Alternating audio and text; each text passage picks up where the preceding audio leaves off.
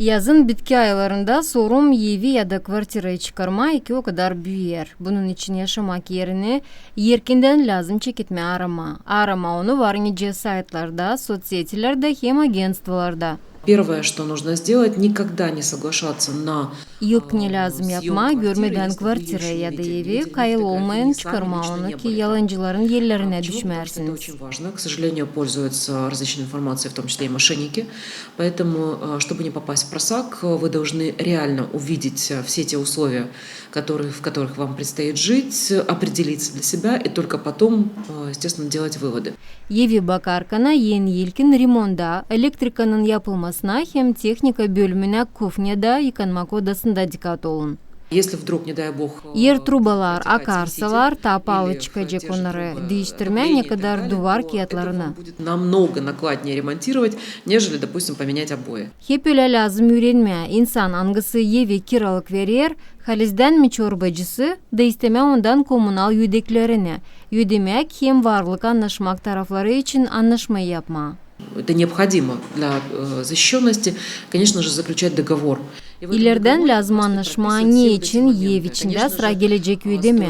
Remont işleri yüdemek vakıdı da önce lazım anlaşılsınlar. Сколько вы будете проживать, периодичность платежей, вы будете проживать самостоятельно, сколько вас будет.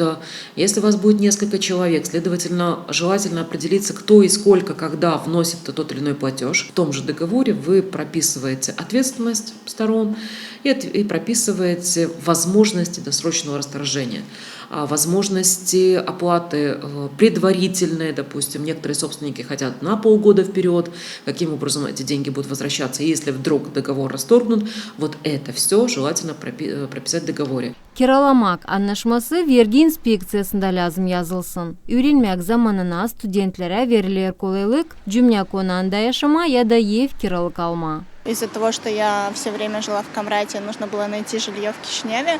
Ты не знаешь механизмов поиска жилья. Помогли, конечно же, друзья с поиском квартиры. Цены такие же, что и у нас в Камрате на аренду жилья. То есть, несмотря на то, что мы живем в Камрате, должно быть как-то более подешевле, но цены практически одни и те же, что и в Кишиневе с арендой, что и в Камрате. Ну, наверное, дороговатое жилье. Вот это. Пока первый год в общежитии, а потом уже частный сектор. Да, в принципе, ни с какими трудностями не сталкивался. Неплохо жилось в общежитии. Она была как раз после ремонта, когда я заехал. В комнате было 3 человека и немножко мало места, но в принципе нормально. Studentler çorbacılara tayı büyüklerle gitsinler, anayla ya da babayla. Kvartiranın kiralık payı 100 eurodan 40 eurodan tutar. O var olan koşullardan çekilir. Светлана Димитрогла, Татьяна Казаку, Григорий Ставилов, Алексей Герчук, ГРТ Хаберлер.